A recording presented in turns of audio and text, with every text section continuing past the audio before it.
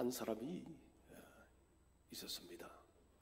이 사람은 자기 나라의 주권을 빼앗기고 자기 나라의 독립을 위해서 목숨을 건 최고의 지도자였습니다. 그는 민족의 독립을 위해서, 국가의 독립을 위해서 침략자들과 용감하게 싸우다가 그만 잡혔습니다. 그리고는 적들에 의해서 공개 처형을 당했습니다. 그런데 공개 처형 후에 시신이 실종이 되었습니다. 그 시신을 철동 같은 보안으로 지키고 있었는데 이 시신이 사라졌다는 거죠. 만약에 이런 일들이 우리가 사는 지금 시대에 일어났다면 모든 세계의 뉴스 채널과 SNS가 이 사건으로 들썩이고 CCTV의 증거 영상과 증인의 인터뷰, 전문가의 분석이 물처럼 쏟아질 것입니다. 그런데 갑자기 그의 지지자들이, 이 지도자를 지지하던 지지자들이 전 세계 미디어에 등장해서 이런 증거를 합니다. 당신들이 죽였던 그 사람이 다시 살아났습니다. 우리는 우리 지도자와 직접 대화도 했습니다. 그는 죽음을 이겼다라고 이렇게 지지자들이 말을 했다고 생각을 해봅시다. 만약 이 일이 우리에게 일어났다면 이것은 전 세계의 초현실적 사건에 온 세상이 뒤집힐 것입니다. 그런데 제가 좀 전에 예를 들인 가상적 이야기가 2000년 전 예루살렘에서 정확히 일어났습니다. 로마 제국의 권위와 유대 종교 지도자들의 성인하에 예수라는 한 사람이 십자가에서 처형을 당했습니다. 그의 죽음은 의학적으로 확인됐습니다. 사망 진단서가 내려진 것이에요. 무덤은 로마 정부의 인장으로 봉인되었습니다. 그리고 경비병들이 24시간 동안 철동같이 지켰습니다. 그런데 사흘 후에 무덤이 텅 비어 버렸습니다. 여러분, 이것은 단순한 종교 이야기가 아닙니다. 이것은 법정에서도 견고한 팩트를 가지고 설 수 있는 역사적 사건이에요. 로마 제국과 유대 지도자들은 만약에 이것이 가짜 뉴스였다면 그들은 이 가짜 뉴스를 직접적으로, 즉각적으로 제압할 수 있는 힘과 능력이 있었을 것이고, 그리고 그들은 이 소식은 가짜 뉴스라고 하면서 예수님의 시신을 사람들에게 공개했을 것입니다. 그런데 그들은 그렇게 하지를 못했습니다. 오늘 읽은 누가복음 24장 1절 12절을 통해 우리는 예수님의 빈 무덤을 처음 발견한 사람들의 충격적인 경험으로 한번 들어가 봅시다. 이 사건은 단순한 옛날 이야기가 아니에요. 이것은 지금 이 순간에도 여러분과 저의 삶 속에 폭발적인 영향을 미치는 역사적 최대의 사건입니다. 첫 번째 주제는 빈 무덤은 우리에게 무엇을 말하고 있는가? 죽음을 이기신 하나님의 승리 선언입니다. 첫 번째로 빈 무덤은 예상치 못한 하나님의 반전을 선포하고 있습니다. 자, 오늘 본문 1절에서 3절은 이렇게 시작합니다. 주일의 첫째 날 이른 새벽에 여자들이 준비한 향로를 가지고 무덤으로 갔습니다. 그런데 그들은 돌이 무덤에서 굴러져 있는 것을 보았고 그들이 안으로 들어갔지만 예수님의 시신이 없었습니다. 오늘 여인들이 슬픔과 절망 속에서 왜 무덤을 찾아갔을까요? 그것은 그들의 스승이었던 예수님께 온전한 장례를 치르지 못했기 때문에 장례를 마무리하고 스승님을 예우하기 위해서 무덤을 찾았습니다. 그런데 그들이 발견한 것은 예상하지 못한 완전한 반전이었습니다. 분명히 세마포에 쌓여진 예수님의 시신이 있어야 되고 돌무덤으로 그 무덤은 닫혀 있어야 됩니다. 그런데 거대한 돌무덤이 굴려져 있었고 무덤에는 시신이 없었고 수위는 객혀 있었다. 이 말은 접혀 있었다는 말이 아니라 모양은 그대로인데 사람만 없는 것이에요. 만약에 우리가 여인들이 목격한 광경을 우리가 보았다면 여러분 얼마나 놀랍고 충격적이겠습니까? 영국의 신약학자 N.T. 라이트는 이런 말을 합니다. 초기 기독교가 유대교 내의 작은 종파에서 세계적 종교로 성장한 핵심 동력은 바로 이 빈 무덤과 부활하신 예수의 나타나심이었다. 여러분 그렇습니다. 어떻게 여러분 유대의 팔레스타인의 그 작은 유대교가 기독교가 되어지고 전 세계 여러분 지금 제가 대략적으로 보니까 28억, 29억 정도의 사람들이 예수님을 믿고 있어요. 이렇게 여러분 전 세계 속에 어떻게 예수 그리스도를 믿는 기독교가 부흥하고 확장될 수가 있었겠습니까? 이것은 빈 무덤과 부활하신 예수님의 이 사건이 진실이었고 역사적 사건이었기 때문에 기독교는 이렇게 강력하게 들불처럼 퍼져 나갈 수가 있었다는 것입니다. 여인들의 슬픔이 놀람으로 바뀐 이 순간은 마치 폭풍우 속에서 길을 잃어버린 사람이 어디로 가야 될지 도무지 알 수가 없습니다. 그런데 이 길을 잃은 사람들이 갑자기 구름이 환하게 그치고 장엄한 햇빛이 찬란하게 비추고 있습니다. 자신이 가야 할 길이 명확하게 드러났습니다. 오늘 여인들은 오늘 이 등산객이 맞이한 광경과 똑같습니다. 그들은 깊은 절망의 어둠 속에 갇혀 있었습니다. 도무지 내일에 대한 소망을 가질 수가 없습니다. 이제는 그들이 가장 존경하고 사랑하던 예수님을 잃어버렸습니다. 더 이상 예수님을 만날 수 없는 죽음의 절대적 명제 앞에 서 있다는 것이죠. 그런데 예수님은 그들 앞에 부활이라는 압도적인 빛을 비추시며 영원한 생명의 길을 비춰주었음을 믿으시길 바랍니다. 우리도 그렇게 절망으로 주님 앞에 나아갔는데, 절망으로 무덤 앞으로 나아갔는데 우리에게 생명의 환한 빛이 비춰지고 무덤은 텅 비었고 주님은 다시 살아나셨음을 믿으시길 바랍니다. 여러분의 삶에 인생의 무덤으로 여겨지는 상황이 무엇입니까? 실패한 인간관계입니까? 무너진 인생의 꿈입니까? 좌절되어진 인생의 큰 계획들입니까? 우리는 이러한 인생의 무덤들 앞에서 종종 실망을 합니다. 그러나 여러분 실망하지 마시기 바랍니다. 하나님은 우리가 끝이라고 생각하는 그곳에서 새로운 역사를 준비하고 있음을 믿으시길 바랍니다. 그래서 내 인생의 빈 무덤이 찾아왔다면 하나님께서 나에게 새로운 일을 다시 시작하신다, 그렇게 믿어야 되는 것이에요.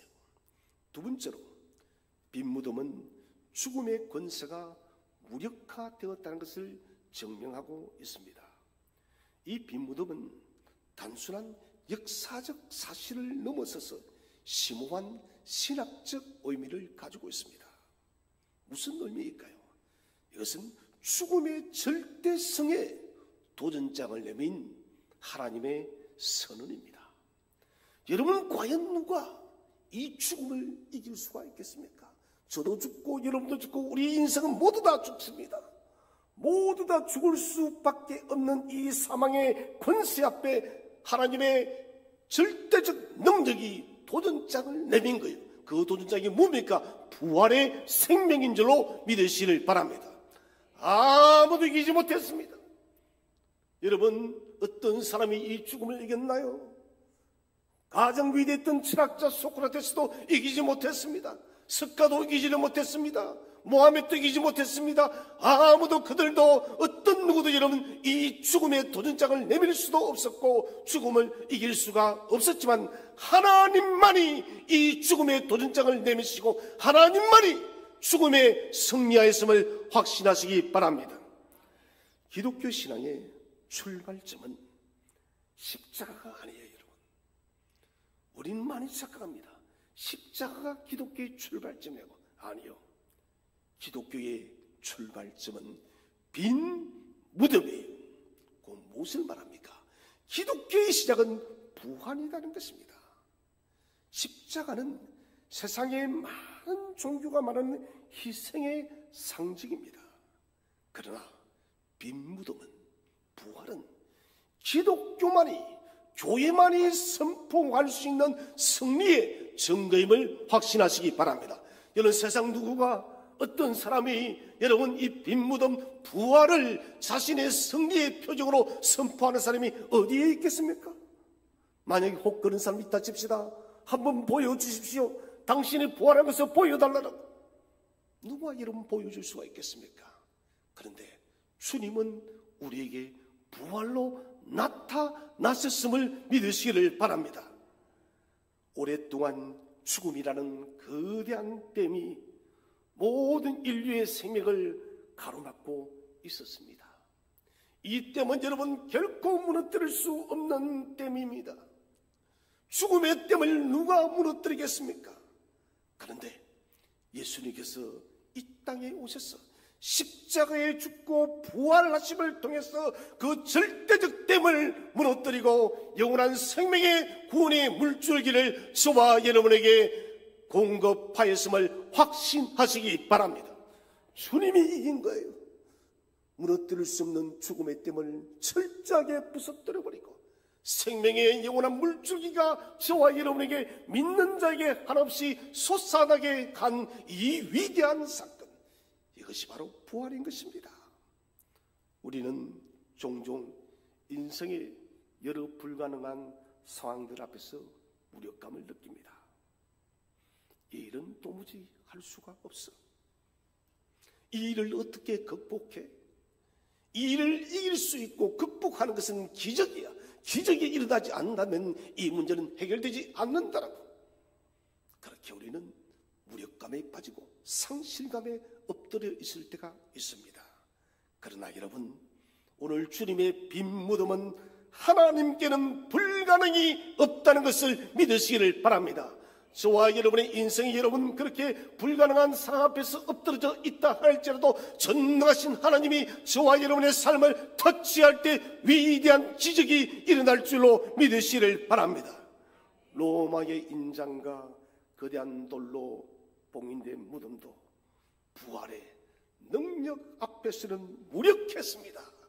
그 큰 돌이 우리 주님의 부활을 막을 수가 없었습니다. 창을 굳게 든 로마의 군사들도 주님의 부활을 막을 수가 없었습니다. 주님은 그렇게 모든 절망을 뛰어넘고 다시 살아나셨습니다. 오늘 우리의 삶에 봉인되어진 무덤과 같은 문제가 있다면 여러분, 그 문제는 하나님의 능력 안에서, 하나님의 능력 앞에서 새로운 가능으로 환하게 열릴 줄로 믿으시기를 바랍니다. 두 번째 주제는 우리는 어떻게 부활의 진리를 받아들일 수 있는가? 말씀을 기억하는 믿음의 여정을 말합니다. 첫 번째로 하나님의 말씀을 기억함으로 부활을 믿게 됩니다. 자, 여인들이 얼마나 당황스러웠겠습니까? 만약에 제가 그 자리에 있었다 할지라도 저는 충격 속에 휩싸여서 아무런 말도 하지 못했을 것 같고 한 발자국도 뗄 수가 없었을 것 같습니다. 주님께서는 죽은 지 3일 만에 부활하신다 말씀하셨지만 그 말씀을 들어도 그 말씀이 이해가 가지 않았을 것이고 그 말씀대로 살아났음에도 불구하고도 믿어지지 않을 수밖에 없는 거예요. 두 천사는 중요한 메시지를 저와 여러분에게 던지고 있습니다. 우리 한번 성경을 읽어보겠습니다. 24장 5절 6절을 함께 읽겠습니다. 24장 5절 6절 다 함께 읽겠습니다. 시작. 여자들이 두려워하면서 얼굴을 땅 아래로 숙였습니다.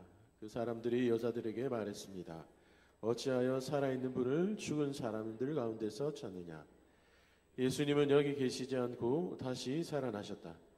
예수님께서 갈릴리에 계실 때에 하신 말씀을 기억하여라. 아멘. 우리가 이 두 구절에서 주목해야 될 점이 있습니다. 그것이 뭐냐? 천사들은 새로운 계시를 주지 않았습니다. 또 새로운 증거를 하지 않았습니다.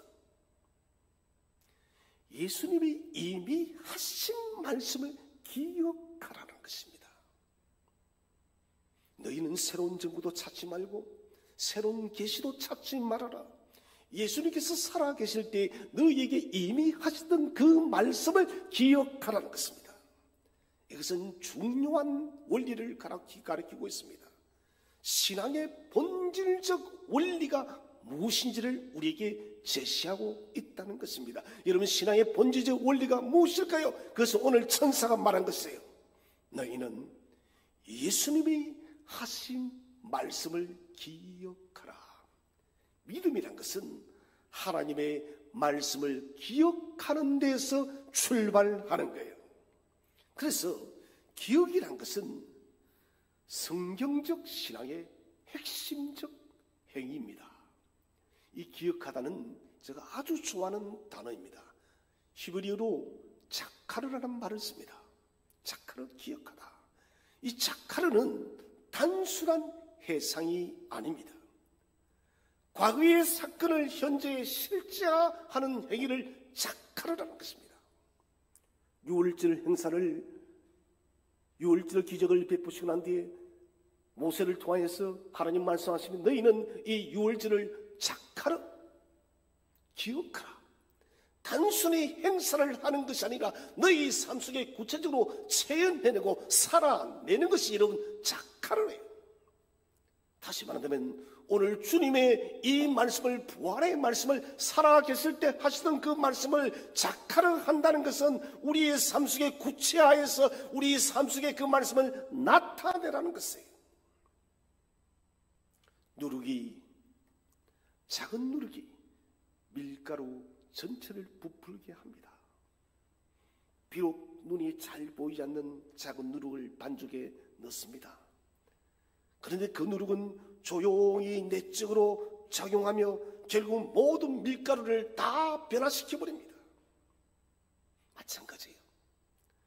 우리가 하나님의 말씀을 마음에 받아들일 때 그 말씀은 누룩처럼 아주 작습니다.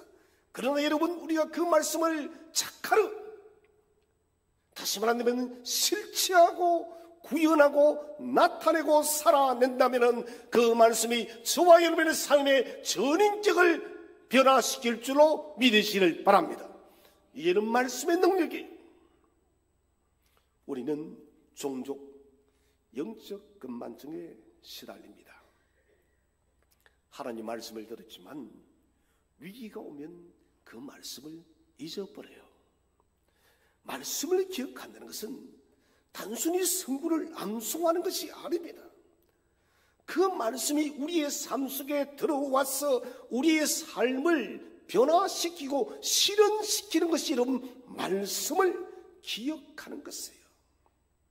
오늘 우리가 직면한 삶의 어려움이 있다면 여러분, 저와 여러분의 삶 속에 생명의 말씀을 적용시키시기를 바랍니다.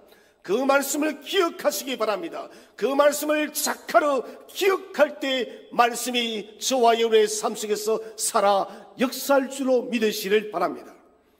두 번째로 성령님의 도우심을 통해 말씀이 삶 속에서 실현되는 것입니다.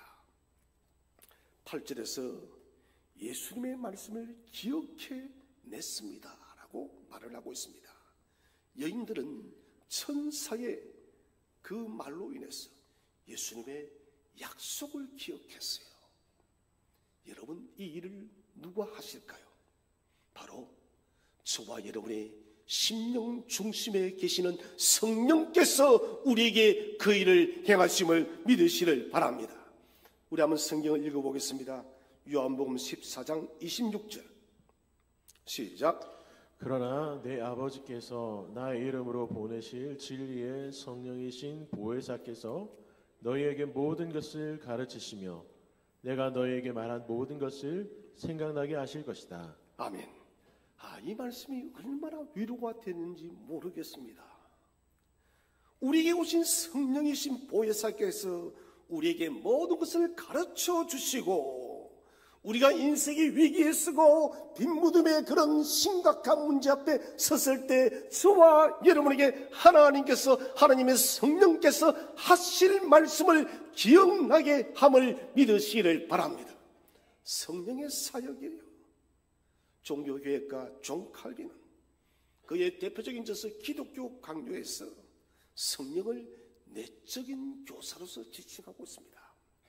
우리의 내면에 우리의 심령 중심에 거하시면서 우리의 모든 범사 우리의 일상을 인도하시는 교사와 같은 분이 바로 성령 하나님이시다. 성령 하나님은 단순히 성경의 정보를 전달하는 분이 아닙니다. 우리 마음속에 말씀을 새기시는 역사를 만들어가는 거예요. 성령 하나님은 우리에게 말씀을 새기시고 그 말씀을 깨닫게 할 줄로 믿으시를 바랍니다. 이것은 마치 생명을 구하는 응급실 의사와 같습니다. 지금 사람이 큰 사고를 당해서 응급실로 여러분 들어왔습니다. 죽기 일보 직전에요. 여러분 이때 응급실 의사는 어떻게 하겠습니까? 즉각적으로 급히 환자의 상태를 살펴보고 진단하고 자신에게 필요 있었던 모든 의학적인 지식을 총동원해서 이 사람을 살리려고 할 것입니다. 마찬가지예요. 성령님은 우리의 영적 응급 의사십니다. 우리의 영혼이, 우리의 삶이, 우리의 인생이 위기에 처했을 때 성령님은 당신의 모든 뛰어난 지혜와 지식으로 저와 여러분의 인생을 응급처치하시고 응급적으로 건져낼 줄로 믿으시길 바랍니다. 성령께서 우리의 영적 기억을 회복시켜 달라고 기도하시기를 바랍니다. 성령 하나님, 내 인생의 위기에 처할 때마다 삶의 문제 앞에 부딪힐 때마다 하나님 내게 당신의 말씀을 기억나게 해 주시옵소서. 매일 말씀을 묵상하며 성령의 인도하심을 구할 때 우리는 삶의 중요한 순간순간마다 하나님의 말씀을 기억하게 될 줄로 확신하시기를 바랍니다. 그래서 두려워하지 마세요. 내 믿음의 지식이 비록 얕다 할지라도 성령께서 그때마다 당한 인생의 문제 때마다 능력의 말씀으로 살아 역사할 줄로 확신하시기 바랍니다. 세 번째 주제는 부활의 정인으로 어떻게 살아갈 것인가. 의심에서 확신으로, 두려움에서 담대함으로. 첫 번째는 의심을 인정하고 극복할 때 참된 신앙이 시작됩니다. 자, 여인들이 제자들에게 부활 소식을 전했을 때 제자들의 반응은 어땠을까요? 한번 우리 11절을 읽어보겠습니다. 24장 11절 다 함께 한번 읽어보겠습니다. 시작. 하지만 그들은 이 말을 헛된 소리로 듣고 여자들의 말을 믿으려 하지 않았습니다. 자, 여기 보면 헛된 소리로 듣고 여자들의 말을 믿으려 하지 않았습니다. 헛된 소리, 이것은 헬라어로 레로스라는 말을 씁니다. 레로스라는 말은 의학적인 용어인데 고열에 시달리는 환자가 헛소리를 할 때 레로스 이렇게 하는 거예요. 누가는 직업이 의사였기 때문에 전문 용어 레로스를 쓰고 있습니다. 제자들이, 여인들이 나는 예수님의 부활을 목격했다니 레로스한다. 마치 고열 환자가 고열에 시달리면서 헛소리를 하는 것처럼 너희가 지금 그런 헛소리를 한다라고 말을 하는 것입니다. 마치 제자들은 여인들의 증언을 정신 나간 사람들의 망상처럼 여겼다는 것입니다. 부활에 대한 불신은 현대적인 오늘날만 겪는 문제가 아니에요. 이것은 보편적 인간의 모두의 경험입니다. 예수님 당시에도 믿지 않았고 1세기가 지나고 2세기, 10세기, 20세기가 되어도 사람들은 보편적으로 이 부활을 믿으려고 하지 않습니다. 죽은 자가 살아났다고 헛하는 소리, 레로스 하지 말라고 이야기를 합니다. 한번 이런 비유를 들어볼까요? 3년 4년 비가 내리지를 않았습니다. 오랜 가뭄으로 땅은 다 말랐어. 입을 쩍쩍 벌리고 있습니다. 그런데 갑자기 아주 강력한 폭우가 내리기 시작했습니다. 3년 4년 동안 단 한 방울의 비도 내리지 않는데 갑자기 비가 쏟아져 내린 것이에요. 이런 광경을 본다면 사람들의 반응이 어떨까요? 이거 우리가 잘못 보는 것 아닐까? 아니, 이 비는 장대비가 아닌 것 같고 잠시 내리다가 말 것이야. 소나기일 것이야. 사람들은 너무 오랫동안 비가 오지 않았기 때문에 그들이 흙끝을 보는 것처럼 생각한다는 것입니다. 제자들도 바로 이런 상태에 지금 있습니다. 우리도 종종 하나님의 역사심을 목격하고도 합리적 설명을 자꾸 찾으려 합니다. 하나님께서 내 인생 속에 개입하셔서 하나님께서 크신 역사를 만들어 주셨는데 우연히 일어났겠지. 자연적으로 해결되었겠지. 여러분 그런 적 있죠? 없어요? 없으면 여러분 믿음이 다 너무 좋습니다. 저도 그런 적이 있습니다. 우연히 됐겠지. 자연적으로 해결되었겠지. 우리는 이런 말들을 하면서 하나님의 기적을 평범한 것으로 축소시키는 잘못을 아주 많이 범하고 있습니다. 사랑하신 여러분, 부활을 믿는다는 것은 우리의 제한된 경험과 지식을 넘어서는 하나님의 모든 가능성을 인정하는 행위예요. 여러분 확신하시기 바랍니다. 하나님께는 불가능이 없습니다. 이 모든 우주 만물을 창조하신 하나님께 무슨 제한이 있고 무슨 한계가 있고 무슨 불가능이 있겠습니까? 우리의 제한된 지식, 우리의 제한된 이성으로 하나님의 가능과 하나님의 능력을 제한하지 마시기를 바랍니다. 부활은 역사적 실제인 것입니다. 그래서 우리는 하나님의 초자연적 역사심을 지극히 당연한 것으로 받아들이는 믿음을 소유하시기를 바랍니다. 마지막 두 번째로, 불완전한 믿음으로 나아갈 때 부활의 확신을 얻게 됩니다. 자, 다른 사도들, 제자들은 여인들의 이 소식을 듣고 그냥 흩은 소리라 이렇게 하고 말았습니다. 특히 고대 당시에 여자들의 하는 말, 제가 한번 생각난 김에 이 말을 한번 드리죠. 저도 한번 물었던 것 같은데, 왜 예수님께서 사도들이 아닌 여인들에게 제일 먼저 부활의 소식을 알렸을까 하니까 우스갯소리겠죠. 여자들에게 부활의 소식을 먼저 알린 것은 여자들은 말이 빠르기 때문에 소문이 빨리 내기 위해서. 그거 아니에요. 여자들은 사실을 목격해도 법적 정인이 되어지면 효력이 없었어요. 만약에 주님께서 부활하신 것을 억지로 증언을 하려고 한다면 각본을 맞추려고 하면 여인을 사용하면 안 됩니다. 누구를 사용해야 될까요?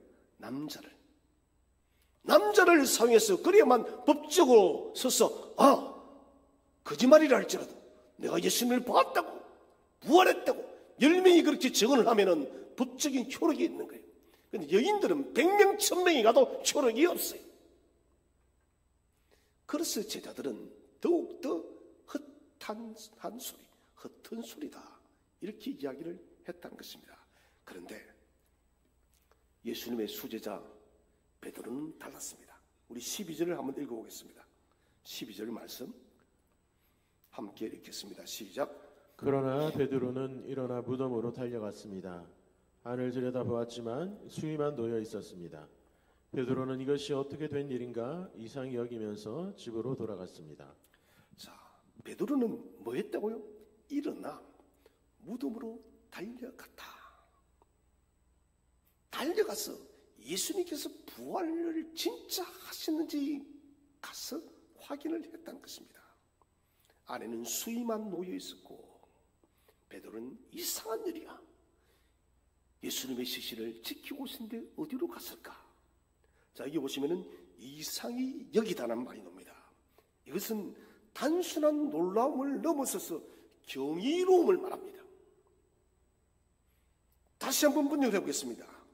베드로는 이것이 어떻게 된 일인가 경이롭게 여기며 집으로 돌아갔다는 거예요. 이게 이상이 여긴다는 것입니다. 그러면은 우리가 여기서 질문을 해봐야 됩니다. 베드로가 이렇게 예수님의 무덤에 달려온 것은 단순한 호기심 때문이었을까요? 아닙니다, 여러분. 베드로가 달려온 것은 단순한 호기심 때문이 아닙니다. 베드로는 실패했습니다. 예수님을 3번이나 부인했습니다. 나는 무슨 일이 있어도 예수님을 부인하지 않겠다라고 그렇게 고백했던 베드로였지만 그런 저주 맹세하면서 예수님을 부인하고 부정했습니다. 배교한 거요. 정확하게 말한다면. 그래서 그는 자신의 실패 후에 새로운 가능성을 그는 붙잡았다는 것입니다. 무슨 새로운 가능성입니까? 만회할 수 있다는 거예요. 만약 예수님이 진실로 진짜로 참으로 살아났었다면 내가 예수님을 3번 부인했던 그 실수를 만회할 기회가 있을 것이다. 실패에 대한 만회의 가능성으로서 그는 붙들었기 때문에 급히 달려갔다는 것입니다. 베드로에게 부활은 자신의 실패한 인생에 대한 2번째 기회였던 것입니다.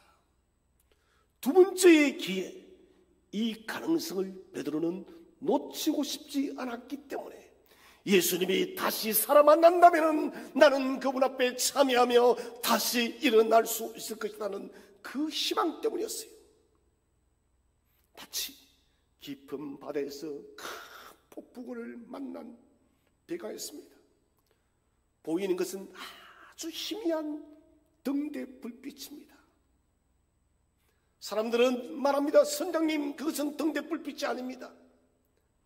그 불빛은 등대가 아닙니다.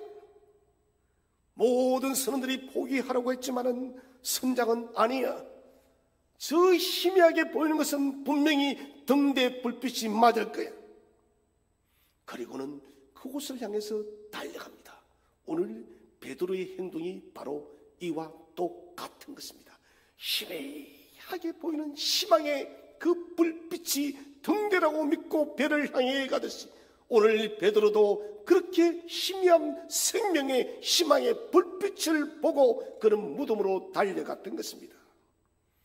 우리의 신앙 여정도 종종 확신과 의심 사이를 오가는 과정이 많습니다. 여러분, 완벽한 이해나 확신이 없더라도 베드로처럼 부활의 가능성을 향해 달려가는 결단을 가지시길 바랍니다. 내게 완전히 이해되지 않습니다. 어떻게 부활이 다 이해돼? 내 지식으로는 붙들 수가 없어. 어떻게 사람이 죽었다가 3일 만에 다시 일어나? 여러분, 그럴지라도 조그만 불빛만 보여도 베드로처럼 달려가시기를 바랍니다. 의심과 질문을 가지고 주님께 나갔어요. 도마처럼 주님, 나는 당신을 만져보지 않고서는 믿을 수가 없어요. 그래? 그러면은 도마야, 만져봐라.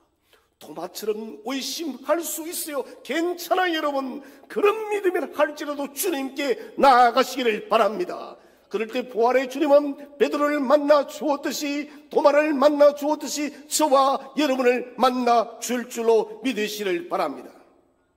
오늘 우리는 누가복음 24장을 통해서 빈 무덤에서 시작된 부활의 스토리를 살펴봤습니다. 이 빈 무덤은 우리의 기대와 상식을 완전히 뒤바꾸어 놓았습니다. 여러분, 죽음은 끝이 아니었습니다. 절망은 최종의 결론이 아니었습니다. 부활은 과거의 사건이 아니라 미래의 약속입니다. 부활은 우리 모두의 미래를 보여주는 하나님의 미리 보기예요. 이런 TV도 보면은 미리 보기가 있죠. 그리고 다음 그 편에 이어지는 것들 미리 보여줍니다. 무슨 말입니까? 주님께서 부활하신 것은 우리가 예수께서 재림하실 때 우리도 영광스럽게 부활할 것을 미리 보여주는 역사적 현장이라는 것입니다. 죽음으로 끝나는 것 같은 이 세상에서 부활은 새로운 창조와 영원한 생명의 약속입니다.